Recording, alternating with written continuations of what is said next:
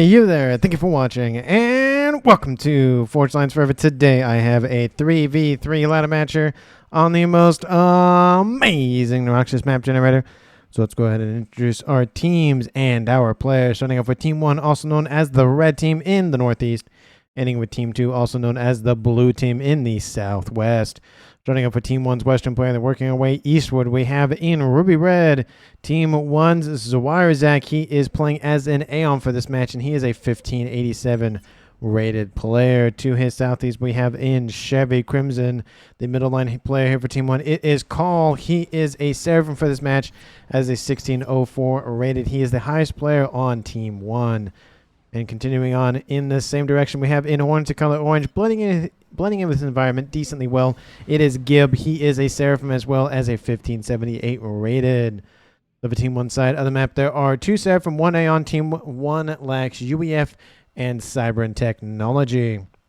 Starting off with Team 2's Northern player, then continuing on the southeastern direction, we have in Stitch Blue, Big Boy Daddy. Going to call him Big Boy for short. He is a UEF for this match as a 1537 rating. In the middle here for Team 2, we have the one and only Cyber player of the match. It is Thurnis Haley. He is in Royal Blue as a 1762 rated player. He is the highest rated player on Team 2 and in the game overall. And last but not least here for Team 2, we have in Amethyst Purple Smithers. He is an Aeon for this match. He is an Amethyst Purple as a 1479 rated. So for Team 2 side of the map, they have 1 UEF, 1 Cyber, and 1 Aeon, going with the classics here for Team 2, which means Team 2 lacks Seraphim Technology, and as a reminder, Team 1 lacks the UEF and Cyber faction. And for these 6 players on the map, let's take a look at how much reclaim they have to scoop up. Currently sitting at, somebody drumroll, please, not even 6,000 mass. Not even 1,000 mass per player. It is a little disappointing, of course, but you know, some games we get a lot of mass, some games we get a little mass from reclaim. But to be fair, what the map lacks in the reclaim territory, they make up for it in the mechs counts. Taking a look at, let's say, Team 1 or Red Team side of the map, there is a 6-star mech position here. We hardly ever see these. I mean, you can kind of say these are kind of a little isolated from one another, but that's close enough. I'll call that a 6-star mech position. There's another 6-star mech position here in the Northeast. And that's really about it. There's a lot of one-offs dotted around the map between the main landmass here for Team 1. There are a couple of mexes in the southeast. We'll pretty much only go to 1 team, bar maybe these little corner ones right here. I don't think anything else beyond that. And there's nothing in the water. There's a couple of mexes down the middle, but that's kind of firmly in Team 1 and Team 2's territory. And then there's a couple of dual mexes in the northwest as well that players will be fighting over. But again, the majority of the mass for Team 1 and Team 2 in terms of mexes are firmly in their side of the map. No issues fighting over that sort of territory. So let's go ahead and see where our players are off to in this game. Looks like it's going to be a 1v1 in the northwest here between Team 1's Zawirazak and Team 2's Big Boy. In the southeast, it's at least going to be a 1v1. We might see a 2v2 scenario happen, at least as of right now, with Carl moving in to assist. And I will point out there is a tiny little land engagement point here between this kind of southeastern corner and this main avenue this way, but it's very difficult, I would say, to traverse that, especially with T3 units and T4 as well. It's going to be one of those scenarios where it's not really worth it to engage there if you're the one attacking. You're definitely going to want to have any sort of opposing forces traverse that area and then lock it off with a lot of PD or missiles, whatever the case may be, essentially form a kill box. So most of the fighting is probably going to be happening down this main stretch of land where players are at least going to grab these kind of little hills up into that area of the map, which of course is near that 6-star mech position that both teams desperately want to hold on to. In the middle of the map, the water can be accessed via any point, meaning that it's not like, you know, cut down the middle where one pond over here, one pond over here. Everything can get everywhere, which is not great for players in their main bases, because if Team 1, for example, were to claim this beachhead, they can get access to every single base with long-range weaponry, whether that be on battleships, Torrents for the Aeons, Seraphim cruisers, UEF cruisers. So there is a lot of potential for some missile launcher nonsense in the water, which I hope to see because I don't see a lot of Torrents. I see a lot of Governors and a lot of those T2 Seraphim cruisers. Don't remember what their name is off the top of my head, and even if I could, I probably couldn't pronounce it. Anyways, we do see a couple of naval facilities online, not only for Big Boy, but also for Thurnis Haley. We haven't seen any efforts from Smoothers to get into the water, but he's probably more focused on this 2v1 engagement occurring right now in that southeastern corner. We do see T2 Navy has now been started here by Big Boy. He wants to get those cruisers online sooner rather than later. Does look like Team 1's dipping their toes in the Navy in the form of Zwirerzak and nothing else from Team 1 at the moment. There are, of course, some movements here from both teams to that northwestern corner, but there's not that much action in the land territory. It's mainly down here in the southeastern corner. We have a group of these tiny little flares that have gotten past the main force here for Gib and maybe making a play to go all the way around. It looks like an engineer's going to get a nice little T1 radar system out, which will spot these here shortly. And that radar system will go down pretty much as fast as it was built. And actually doesn't even get finished. Looks like they've spotted the danger. Radar system gets knocked out. And those THAMs intercept and deal with that quite easily. So that attack didn't really work out the way that Smithers really wanted it to. But I love the attempt, of course. But unfortunately, the execution is somewhat left to be desired. Frontline facilities being established here for Carl in the middle of the map here, very far forward and in range of T1 and T2 PD. I wouldn't recommend that, especially beyond this upper plateau where you can essentially just put even missile launchers probably right about here and just fire at the position very easily. I don't think that's the wisest idea, unless maybe get some TMD to deal with missiles, but PD itself, it's not really going to work out. There's no mobile shields that or big mobile naval shields, I should say, for the Aeon or Seraphim or Cybran. Only the UEF have access to that, and Team 1 doesn't have access to that. In the north, we do see that Zwirerzak has been kicked out of the Navy, so now the only avenue that Team 1 has to get into the Navy is this position. And again, like I said, it is a little dangerous being this far forward. We already have some units online here from Thurnis Haley to try to knock this position out. There are 4 facilities, T1 torp launches being spammed up to try to shoo those units away, which of course is a lot of hit points to chew through. So there's going to be just bullet spongy for a while. I don't think that's going to work out long term, at least that far forward. At least get a couple facilities back here and back up. But with Zwirerzak knocked out of the water, it gives Team 2 a huge advantage, especially on this northwestern half. T2 Navy is now online going for... Is he going for cruisers first? He is going for cruisers first. As much as I love the cruisers from the UEF and Seraphim faction, I feel like a destroyer or two would definitely be noted and beneficial just because there is still more Navy. Once the Navy is knocked out, go cruiser all day, but I just don't think it'd be worth it, especially in this scenario where there is still a position online.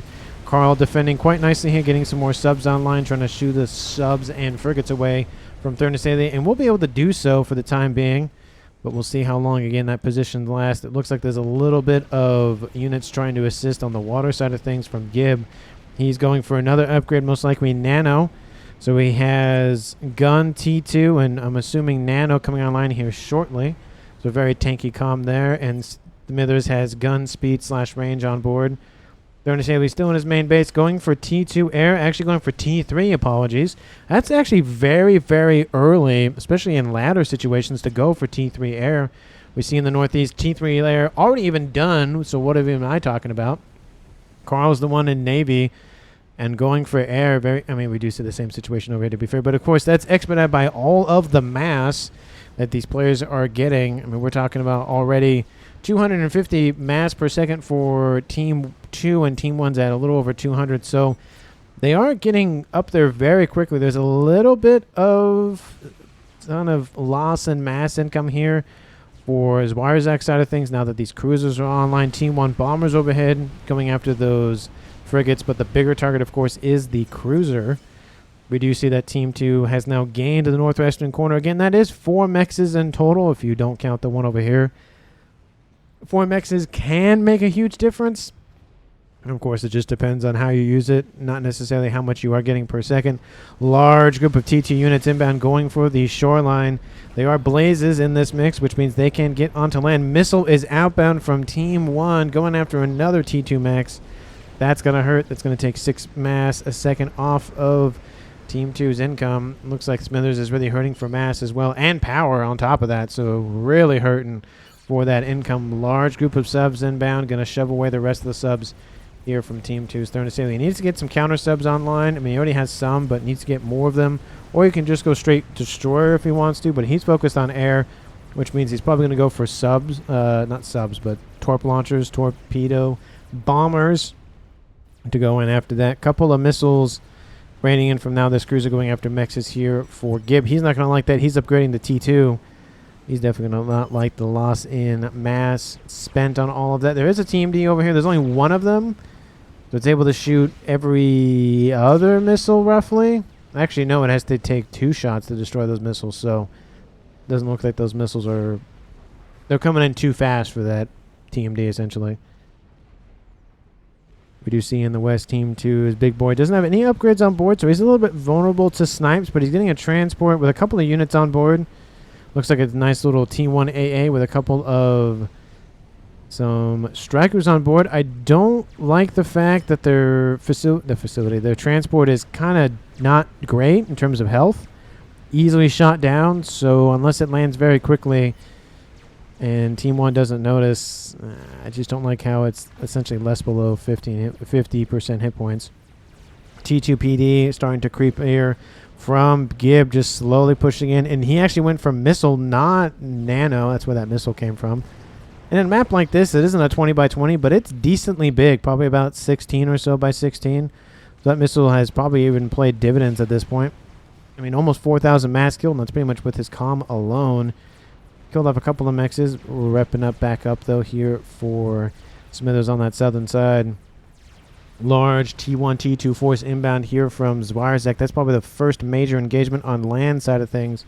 We see this interesting development here in the southeastern corner with Smithers sending all of his forces eastward. I don't really know what's going on with that. He's taking all these T1 mexes. There's not really a lot of counter that Gibbs can do, and it looks like he's avoiding all the PD. So if he can get all the way around, that could be pretty devastating in getting into the back line with all of those mexes and those more vulnerable P-gens that are back here. But there are T3 units starting to be online here, some Othams, which will definitely shoot this force back. Another missile was outbound, going to go after that radar or even the comm, but it looks like it does get grabbed by that nice little volcano, and unfortunately that missile gets denied.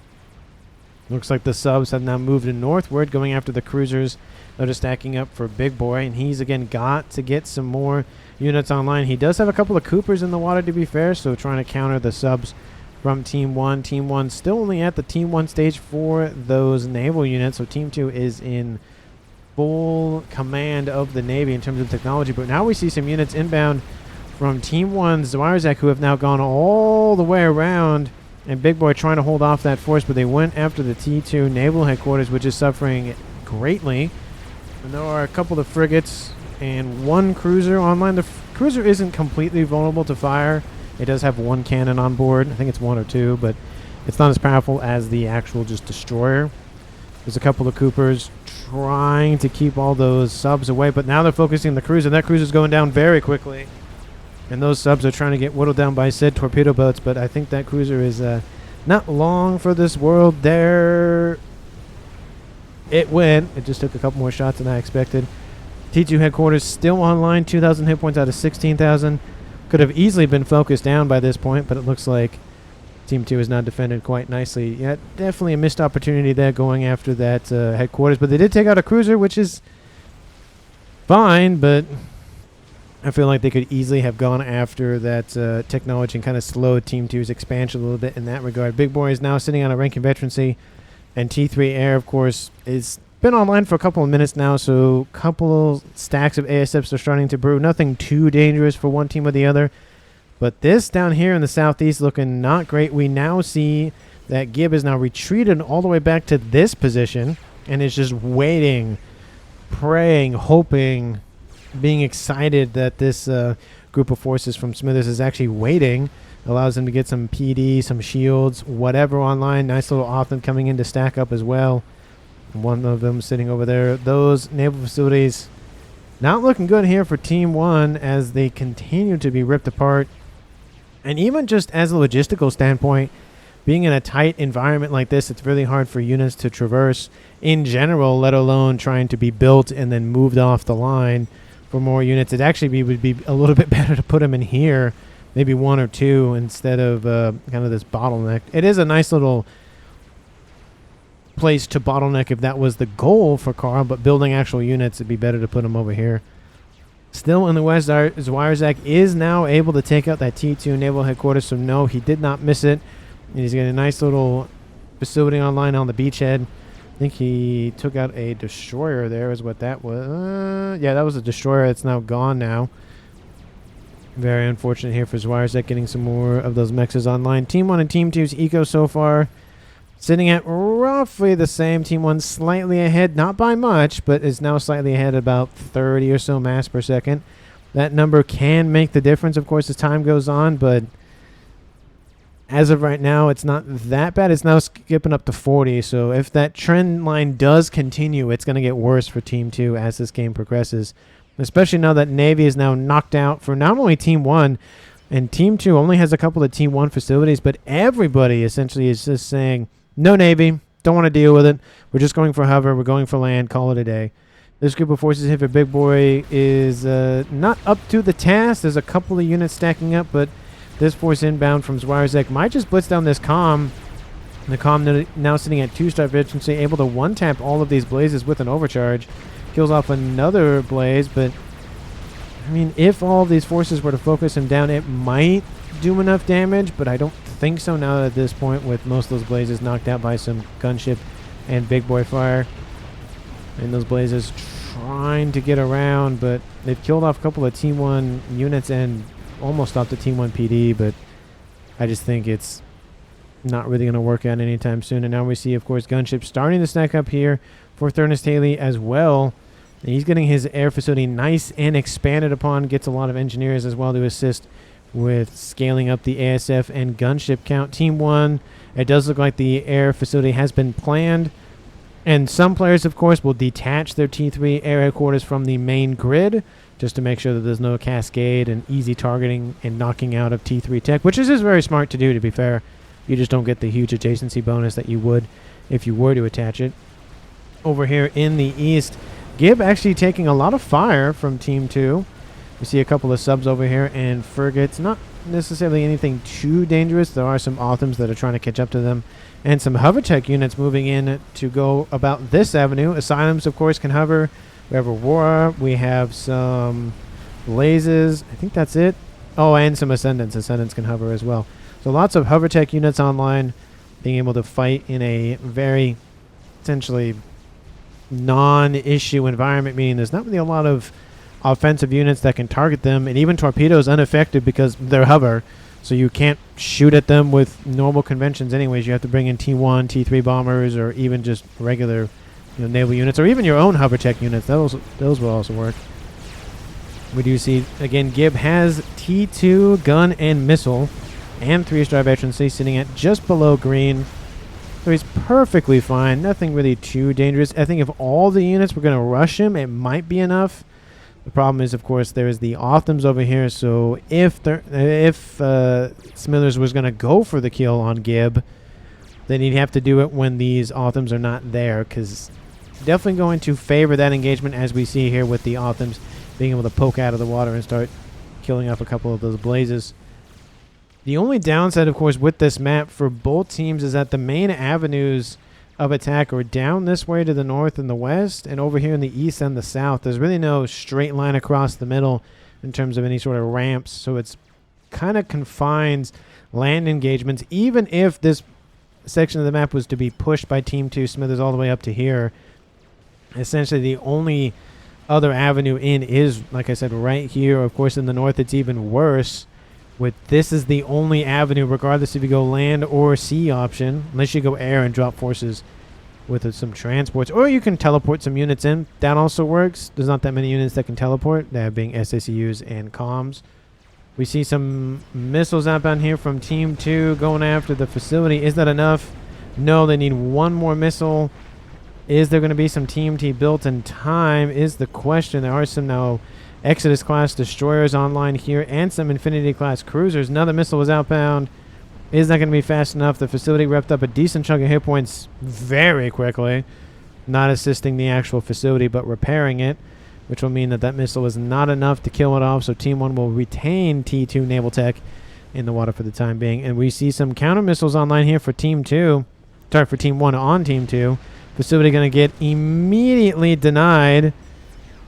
Actually, I think it missed just barely. So both players now trying to get back in the Navy, but it's not really looking good. That torp launcher just gets annihilated by a missile and then cleansed by those two Exodus class destroyers.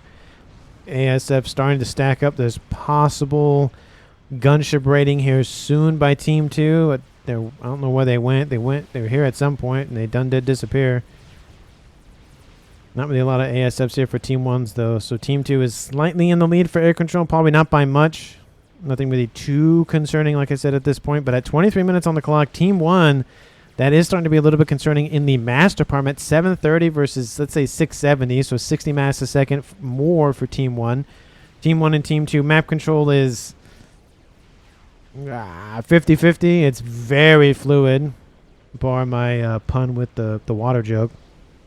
And, of course, nobody has died yet. So everybody has made it past 20 minutes. We'll see if they make it past 30 minutes. But, of course, if you haven't done so already, because for those who do, I really appreciate it. For those that do, after I remind them, I also appreciate it. Or for those who don't, I also appreciate the view, or whatever the case may be. Thank you so much for watching. I really do appreciate it. If you haven't done so already, please like the video. Subscribe to the channel. Of course, thank you so very much for watching.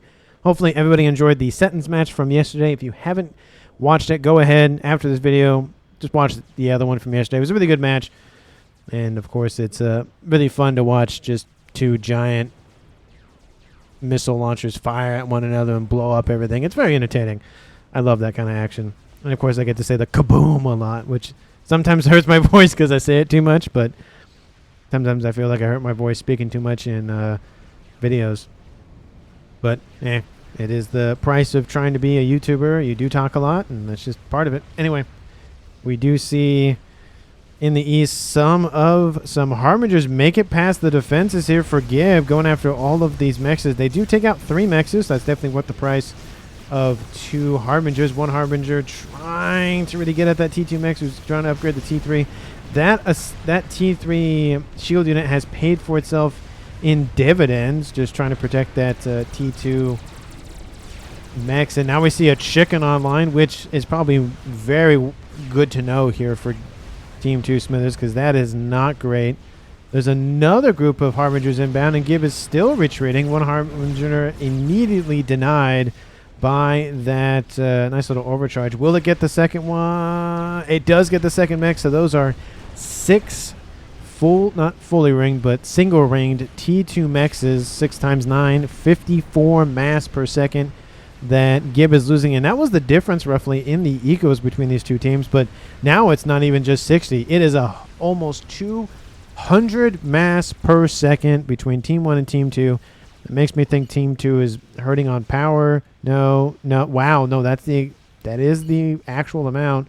These Othams, I will admit, still running around the map here for Gib. Paid a little bit of dividends.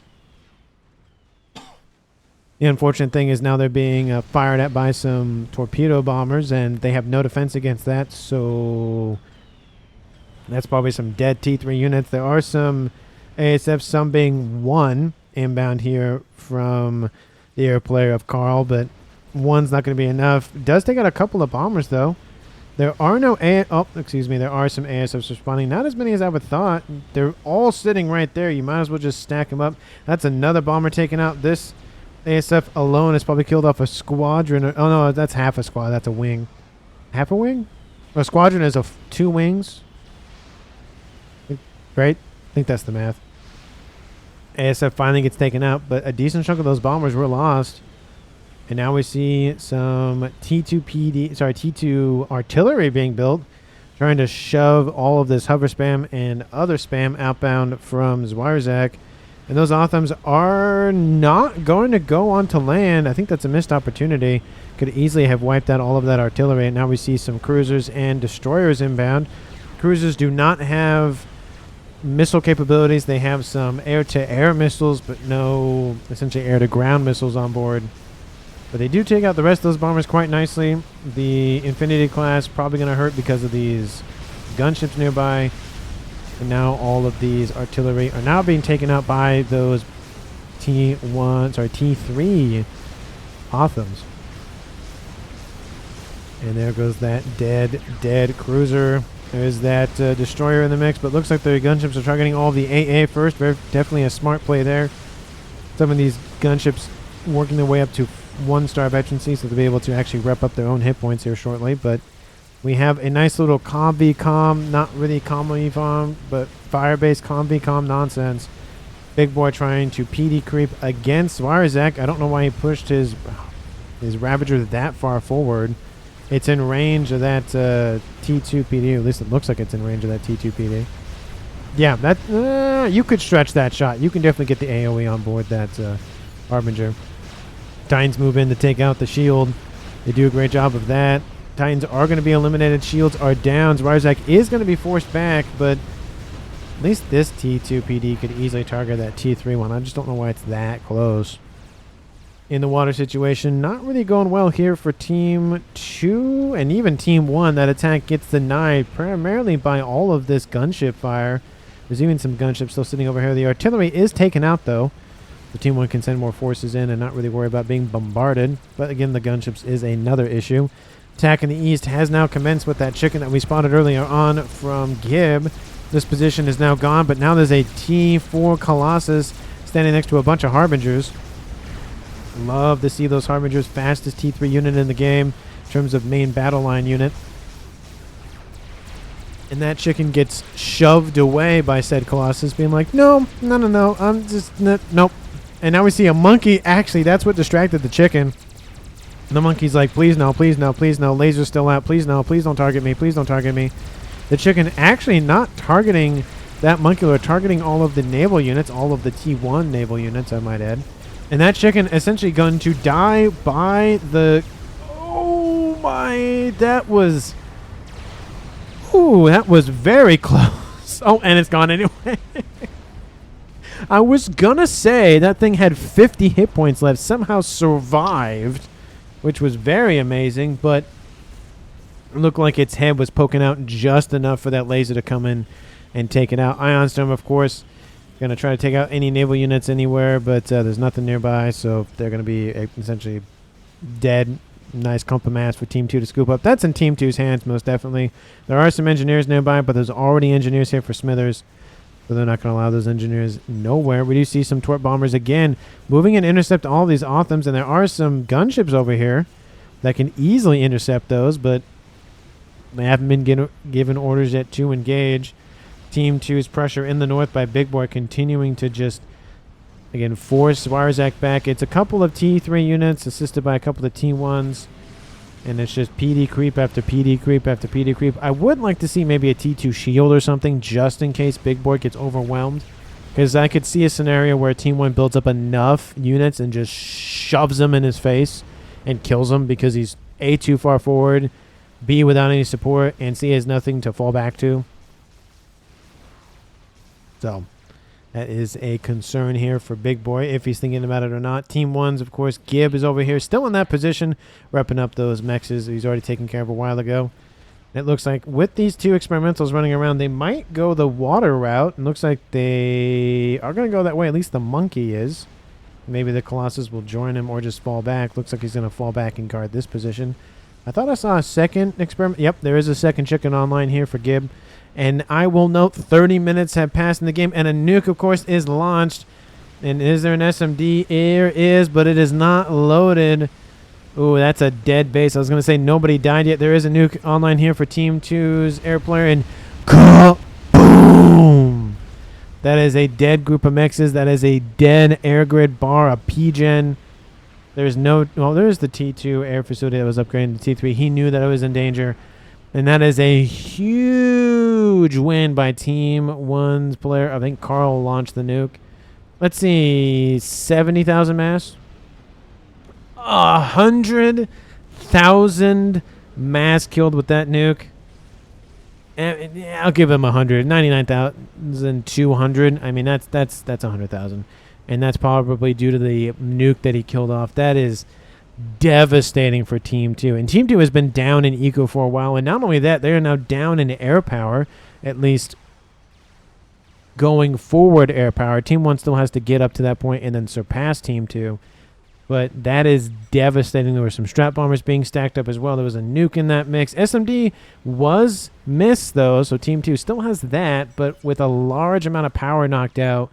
He's still positive, but no. Oh, no, he's up to 8,000. What was that, 4,000? Not by much, though, so definitely concerning. And now we see the spy planes inbound to get a nice readout on what Team 2 is up to on Team 1 side of things.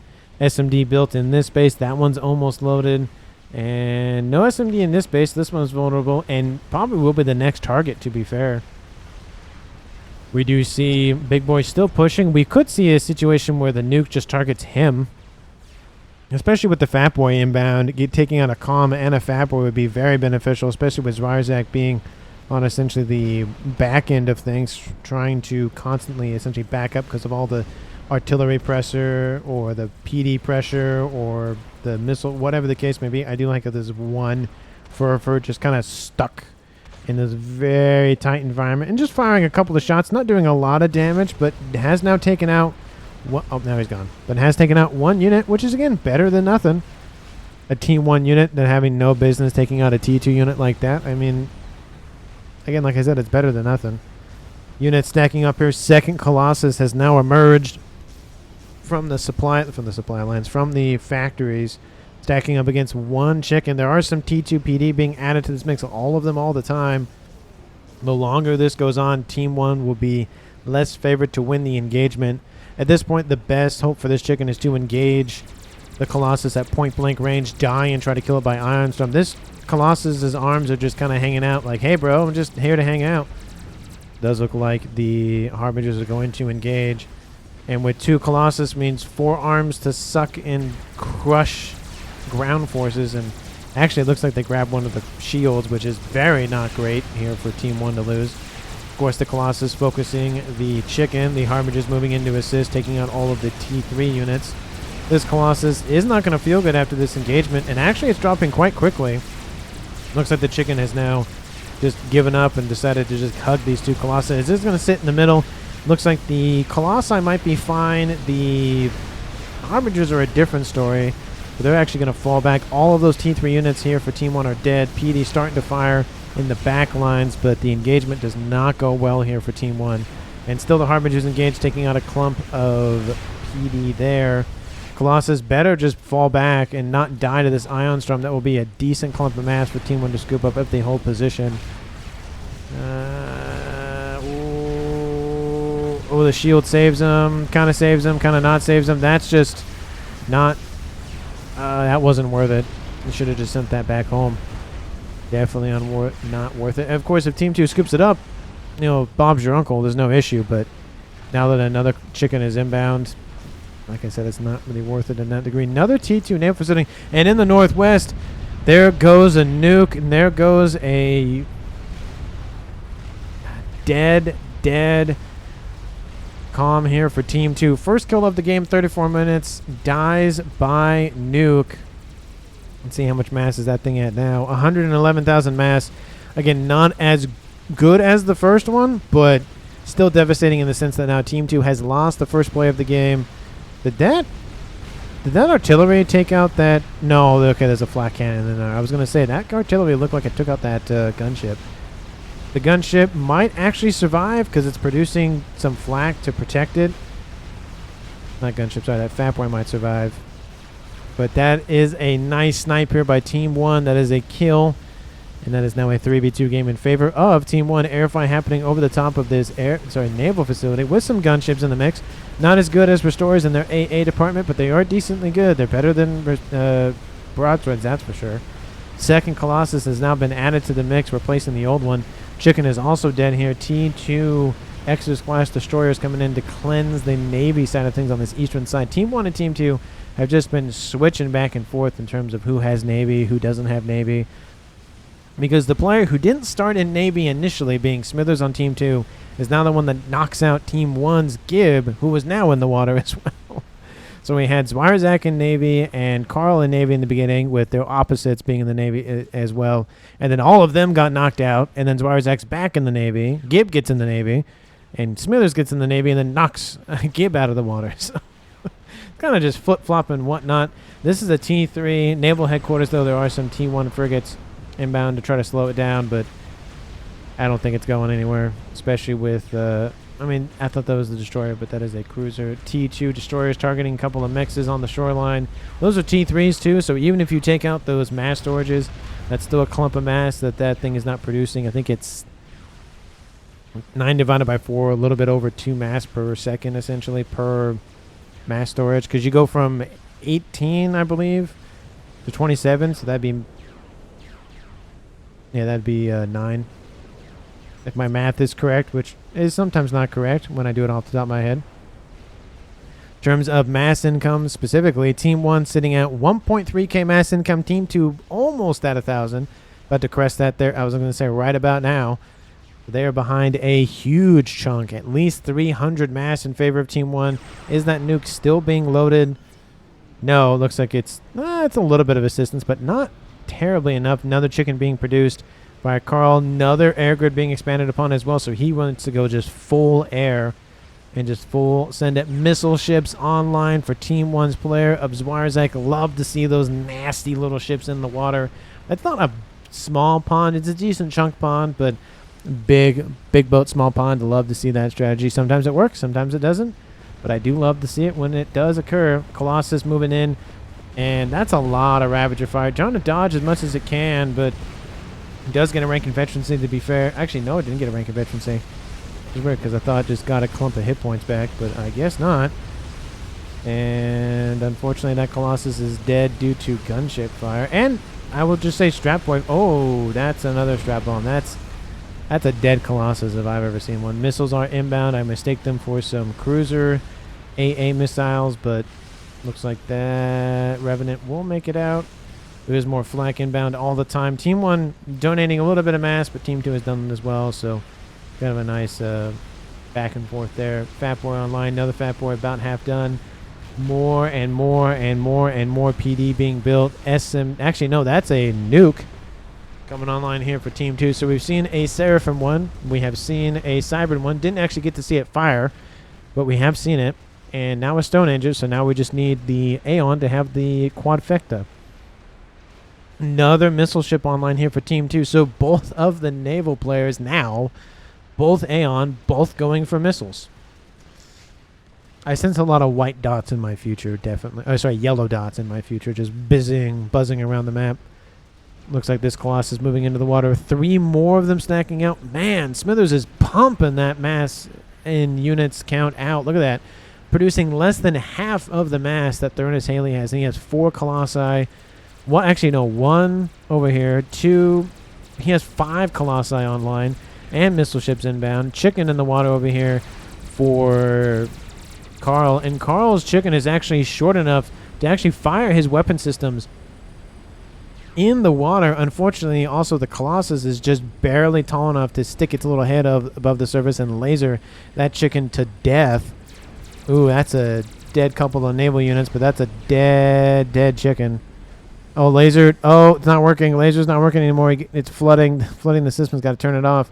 Chicken severely wounded. Less than 10,000 hit points on board. That's just a nullified chicken. There are 3 more over here. Sorry, 4 more over here for Team 1. But look at this. Team 2 has now claimed this position. They haven't been able to go after the mexers yet, but they've now denied a chunk of mass. And still with that, Team 1 is still leading. So it just goes to show how many mexes are on the map, and they're now pretty much all upgraded to T3 at this point. Missile ship, missile ship, missile ship, more missile ships everywhere. Exclusion zones are being created. TMD going to be spammed up as quickly as possible. They're torrenting all of the icons on the map. They're sending out free videos saying, hey, we're getting free movies here. You got to just download it off the internet. Download it. Downloading torrents. They're downloading missiles or firing missiles as fast as people can download torrents at this point. I might try to work that in the thumbnail or something for the video. But here we come. A huge Air Force is inbound. And I don't even have to look at the numbers to know that is in favor of Team 1. Gunships are inbound going after those torrents. I don't think the torrents have AA on board. Looks like it's just missiles based on the weapon systems that I can see. One torrent is down. That is a vulnerability of those missile ships, though, is that they don't have a lot of hit points. Only 7,500 compared to the 22,000 on board those Kiefer class aircraft carriers who have AA on board. Another torrent is down. So those are 3 of them now offline. But now we see that these Kiefers are getting into the main little canal here between the southern and northern side of Team 1's lineup. And they can essentially try to lock out air. Now, Team 2's air player can still traverse the edges of the map, but it just takes them longer to get to where they're going. And could easily be the thing that nails Team 2 in the coffin, essentially the last nail, to make sure that they don't escape. There's no zombies or nonsense trying to, cause some mayhem or nonsense to happen. We see the Colossus emerging from the water. 4 chickens waiting to meet him. This is what I was mentioning earlier on in the video, is that even if Team 2 is able to engage at this position, there's a easy defensible position for Team 1 because there's only so many avenues. Of course, these torrents are going to cause some mayhem. And that's essentially occurring on the other side of the map for Team 2. So it's just a race to the bottom at this point. How many volcanoes, how many TMDs, how many missiles can each team pump out? There are also 2 blue dots to the northwest pumping out yellow dots as well. That being the artillery. And if these Fat Boys get close enough, they can take out the T3 naval headquarters. I was going to say the only facility, but that would be a lie. Looks like the comm is being targeted. Oh, that is the wrong team. Oh, it's going after all the engineers. I'm like, they're targeting where the comm is. They just can't see them. Of course, the AoE on those artillery shells are not great by any means.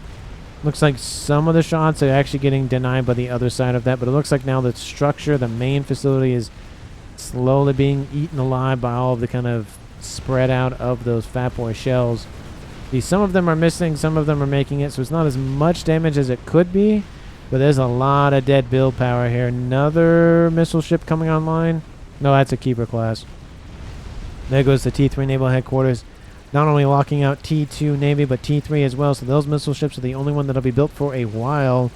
Surprised to not see any battleships yet here from Team 1 or Team 2, but they went for the more long-range approach, which we see in this case. We have a nice little Exodus facing up against a frigate and a torrent who just gets denied. There is a battleship, an Omen, which will probably wipe out the rest of these forces here for Zwirzak. We see the naval facility is knocked offline. Lots of Team D built everywhere here for Team 1. He knew what was going to happen, or he saw it happening on the other side of the map and went, nope, not going to deal with it. Looks like he's building an artillery piece, it looks like, somewhere. I thought I saw that notification. Did I see that correctly? Yeah? Oh, no, T3 artillery installation is done for Thurnis Haley. That's Team 2's, and that is located somewhere. Looks like the shields are knocked offline. Oh, there's the artillery installation right here. Lots of P-gens. Not really a lot of shields. Definitely a missed opportunity there to cover some of that. Airfight, of course, happens over Team 2's base, but there's been a lot of AA built in the meantime, and a lot of zappers as well, which means those missile ships getting denied quite heavily. Looks like Thurnis Haley cancels stealth because he's worried about being attacked, and there are some T1 bombers nearby, and oh, that's not good. Looks like some of them are going to get clipped by the AA, but some of them will reach the target. 1 bomber doesn't make it. 3 of them will reach. Thurnis Haley's got to dodge. Oh, the AoE's not going to help him dodge. Another bomber taken out. 1 more will kill him, dropping this game to a 3v1 in favor of Team 1. That bomber will make its target. That's a dead comm here for Team 2. Goodbye, Thurnis Haley. You did a very good... Oh, the bomb doesn't land. The bomb doesn't drop. Oh, there... Okay, he's dead. Goodbye. Ooh, that was it was almost there. That first bomber that came in around the pass did not drop its bomb, but the second one did, and now it is a 3v1 in favor of Team 1's, side of the map. 3v1. Not Thurnis, but Smithers is the last remaining player for Team 2, and now it's going to be how fast can Team 1 kill Team 2's last remaining player, because It does depend on how much APM that Smithers still has at this point. It is 44 minutes on the clock. Subcom Brain is setting in quite heavily. There's a lot of things going on for everybody, but again, it's 3v1, and a lot of these matches, especially ladder matches, go where that APM comes in very, very clutch and can essentially turn the tide of the battle, especially with the everything going on. Missile ships accuracy isn't super great, I will admit. It missed a lot of those shots on that T3 mechs. But the artillery is still online, so that's something going good here for Team 2. Another one looks like it's going to be built here shortly. Don't really like the fact that there's no P-gens around it. Bombers are wreaking havoc here for Team 2, going after T3 mechs, going after whatever they can. A lot of them were built. Carl was going to make sure that that was going to be a dead calm. Bombers now going after the T3 artillery piece, but the shield still holds. No big issue there. Team 1 knows where it is, so it's not going to go anywhere. Obviously, you can't really move artillery unless you are a Scathis. Then you can move, but that's a different type of thing. Does Team 2 have another one? Oh, there's another one online here for Smithers. He has a T3 emissary. So 2 artillery pieces here for Team 2. That might be the thing that brings Team 2 back in this. What was going on with that? Team 2 back in this game. Nuke launcher says, Thurnis Haley, yep, it was built here by Big Boy, then taken over by Thurnis, and now taken over by Smithers, which is almost loaded, I might add, which is very nice to have in your back pocket just in case you need something. Nuke sub online, though, here, a silencer, and it is slowly loading. I don't know. No, that's the missile that it's firing, so not the... It doesn't look like it's actually loading a nuke. Looks like it's actually targeting the Torrent-class missile ship, which is actually at 2-star veterancy, repping up at 18 hit points a second. But it doesn't have TMD on board because it would bap away the missile. It does move, and it does get shot down anyways. Needed to move about 2 seconds sooner. But looks like the artillery is landing at the SMD position. Lots of T2 shielding built to try to protect it, but it's being taken offline quite fast here. Where's the other artillery piece landing? Do not tell me you're firing at...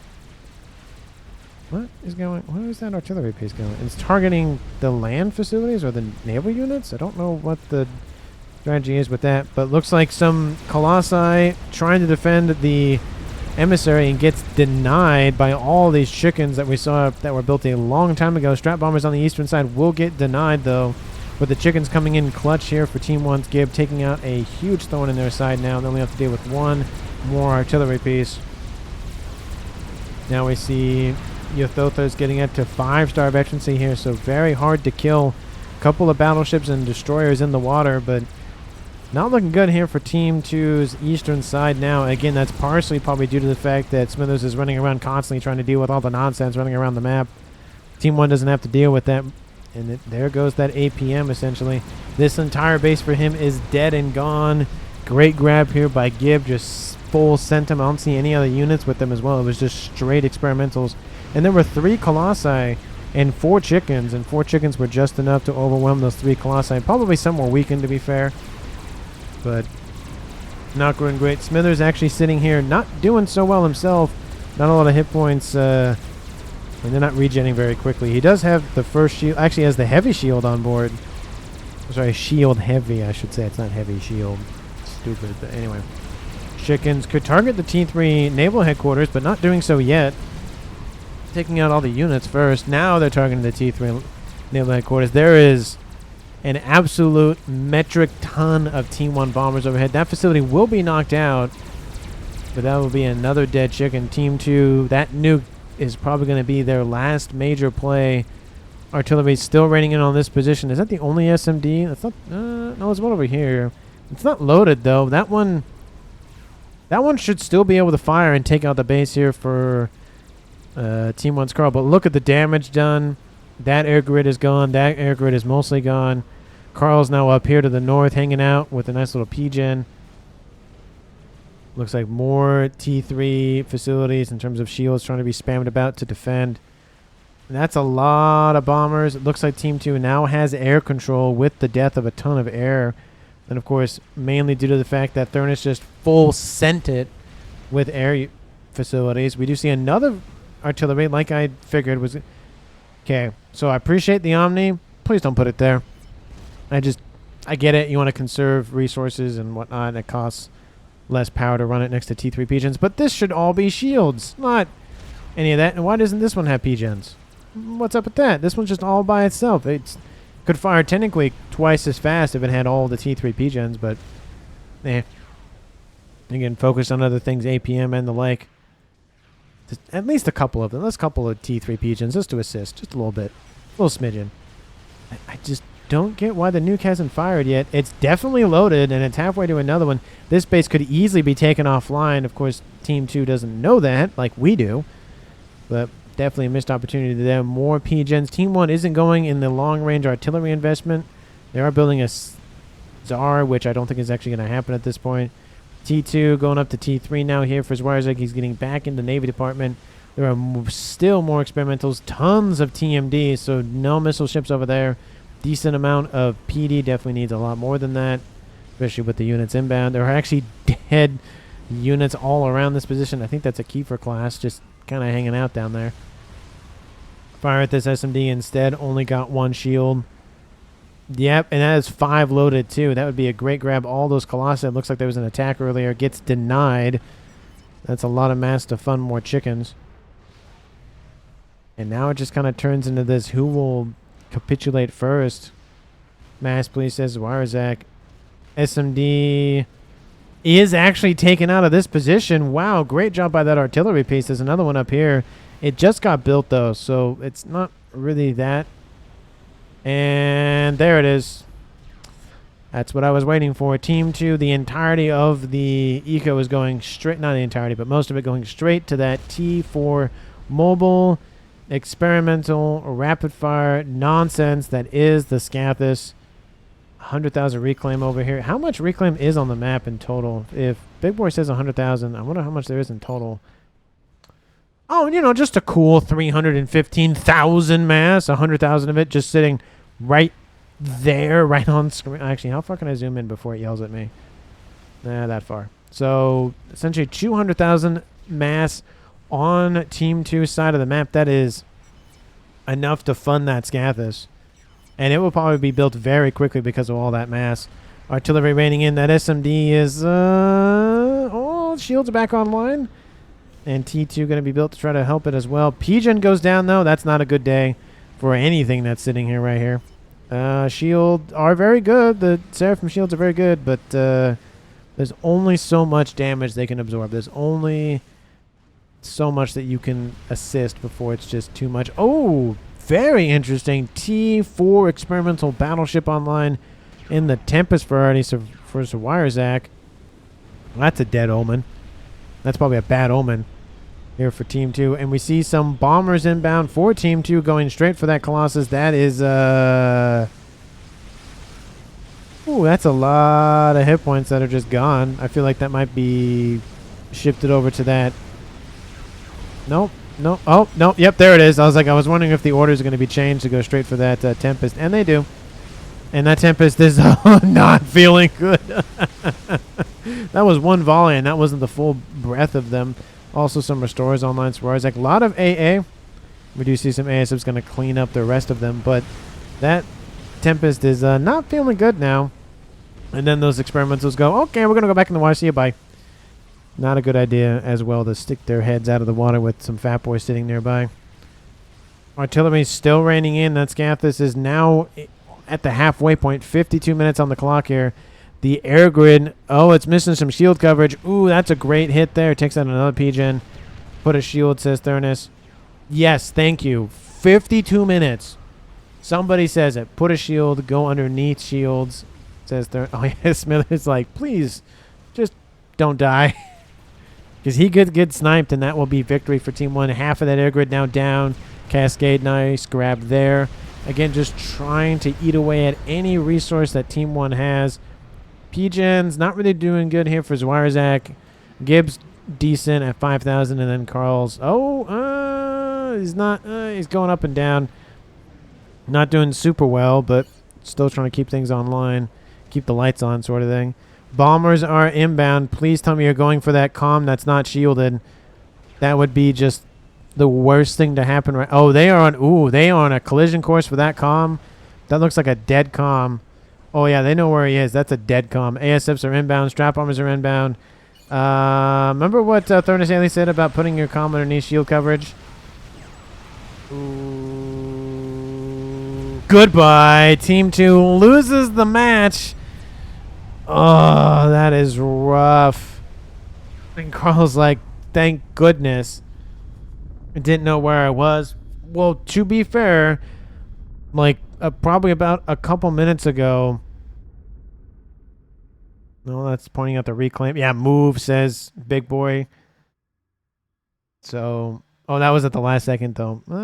Yeah, go underneath shields. And he was even pinged, too. Like, hey, you should probably move. That is disappointing here for Team 2, especially because they were building a Scathis. They were doing very well on artillery.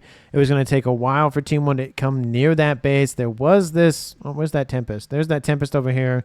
That's probably slowly eating away at the defenses over here. But still, it would have taken them a while to chew through it. There's a nuke over here. Actually, it's about to load for a second one as well.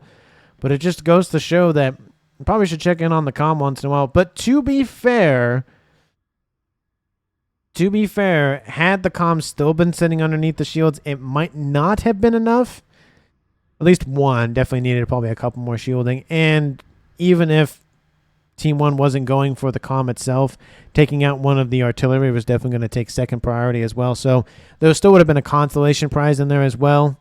So there's that. But that is the match here, folks. 53 minutes, 13 seconds on the clock. Team 1 wins the game. And MVPs for this match, honestly, I think everybody in the game realistically did a very good job. I don't think there's a shining moment in terms of like this is the thing that one team won the game. But, you know, the Navy pressure was really good from Zwarzek later on. The Navy coming back in for Gib was really nice. It wasn't great, but it wasn't bad. The Chickens coming in was really good. Knocked out an entire base that never actually recovered. Looks like it was mainly just reclaim at that point. But I just don't know. I mean, Carl was really hurting in the air, but those bombers were very critical. That's the second kill for those bombers. The nuke was the one that was the first thing. So essentially, Carl got all three of the kills here for Team 1. Kills aren't the only thing. They definitely help, but they're not the only thing. But like I said, I think in general, is that a satellite? That's a satellite. So that was even had a satellite online. But anyway, like I said, no big shining star, but I think everybody on Team 1 did a very good job. So MVPs all around, but you know, if everybody gets MVP, then nobody gets MVP kind of thing. But again, let me know down in the comments who you would pick for MVP as my rambling continues to go on. Please, if you haven't done so already, please do those wonderful things that YouTube loves to see. Hit that like button. Share this video with anyone and everyone, especially your pets.